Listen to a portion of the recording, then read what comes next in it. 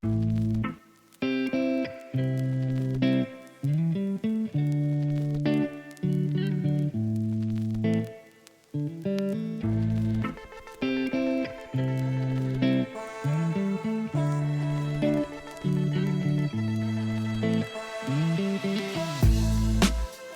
and welcome to Movie RX, where I prescribe entertainment one movie at a time. I am your host, Dr. Benjamin, and today I don't actually have a guest. Truth is, I've been moving things around my home in preparation of building a completed studio with an editing room and everything I need to make my podcasts as professional as possible. I will also be doing other projects with the space in the future. So since my last recording, I have been moving computers and equipment and trying to set up a temporary studio. I'm also needing more guests, more movies, and more healing.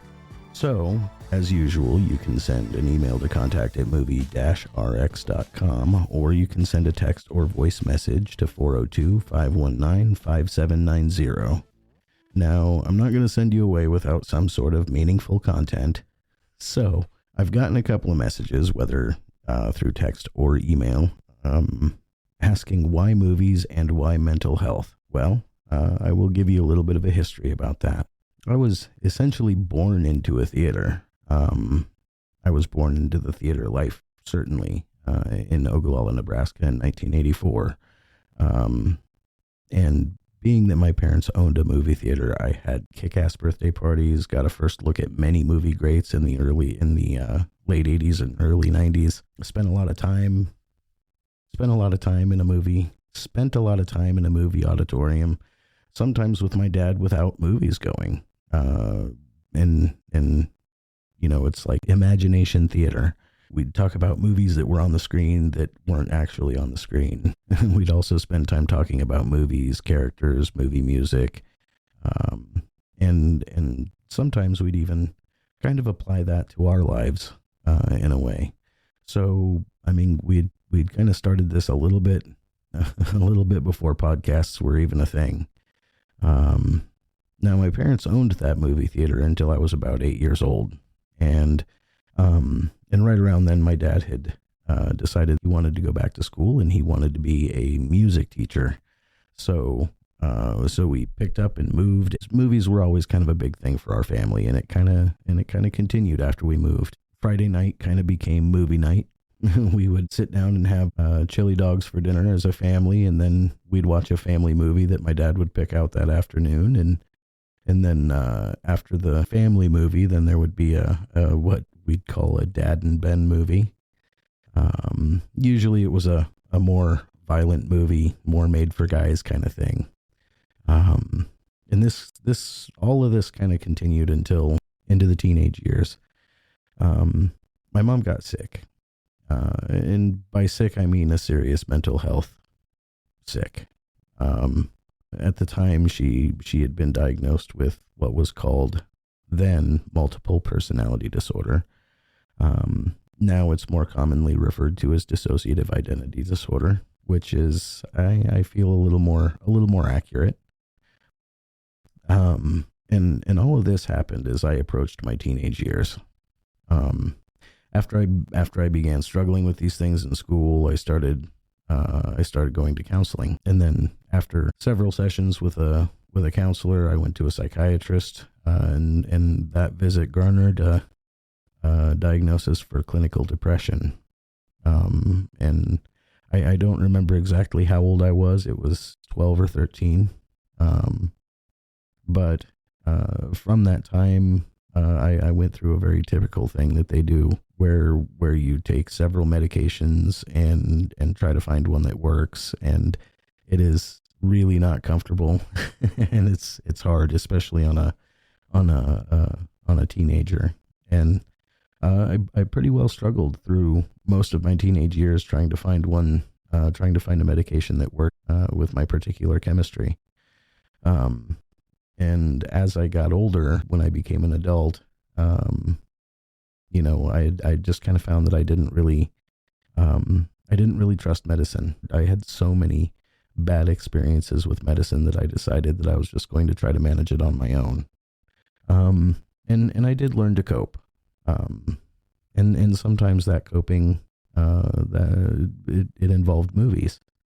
So since then, I have seen mental health benefits in movies many times, and so that's kind of where that comes from for me. Is I've spent a lot of time looking at the benefits of taking others' experiences, even if they are fictional characters, being able to take a lesson from the things that they learn and apply them to myself. Sometimes it's even just a good laugh can really help. But so that's why movies, and that's why mental health. And as far as where I'm at today, I'm in a much better place now. Over the course of the last, I don't know, 25 years, something like that, I've gotten to a place where I feel comfortable working with medicine. I've also recently found that I have had a neglected diagnosis for a long time for ADHD. When I was younger, my mom actually shut down any idea from any of the doctors that I could potentially be suffering from ADHD. So now as an adult, I have explored it, and I found that I have had some pretty severe struggles with ADHD in the entirety of my life. And after getting the help that I need and some of those things, it's really helped me out. But anybody who has any sort of mental health diagnosis that they've had any sort of medicine or medication for, medicine doesn't fix it. It can be very helpful, but you can't rely on it to completely fix the problem. You still need to learn some coping skills. Sometimes a good thing to go with that is counseling. For me, it's movies. Movies and family tend to be my go-to when the medicine just isn't enough. So yeah, I hope that answers the question of why movies and why mental health. The next time I come back, I'm getting pretty close to having my studio all set up and ready to go. My temporary studio all set up and ready to go before I can start construction on the real deal. I don't know, you can probably hear some of that echo in the background. I still have some work to do in here, so but I will be back. Thank you very much for being patient with me, and take a look on the posts for this episode. I've got a couple of new things. I'm a Amazon affiliate now. You can utilize my links. That'll help me traffic some of that kind of stuff, and it'll benefit the show. I've also got a line of merch that you can pick up. I've made it a little bit more affordable. I really mostly just wanted to have people ask you the question, what's Movie RX? And you can tell them that it's this awesome podcast you listen to. So this, I guess I can't really call it a movie, unless of course you're talking about it from the Jim Morrison point of view. So yeah. All right. Well, thanks for sticking around, and we'll catch you next time. And we'll see you at the next appointment.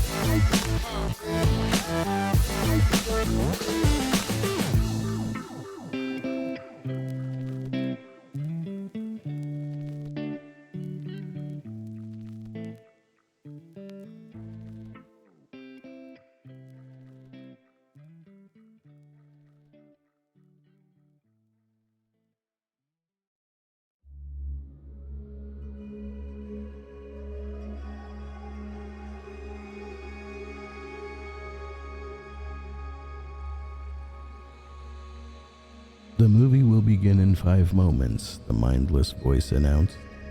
All those unseated will await the next show.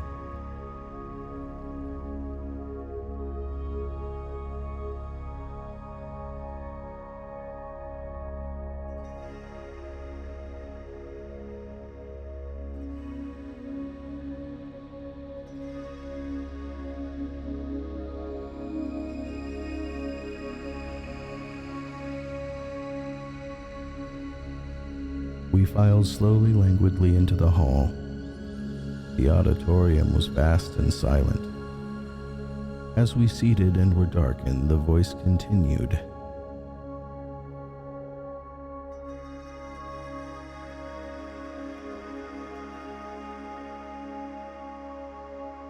The program for this evening is not new. You've seen this movie through and through. You've seen your birth, your life, your death. You might recall all of the rest. Did you have a good world when you died? Enough to base a movie on?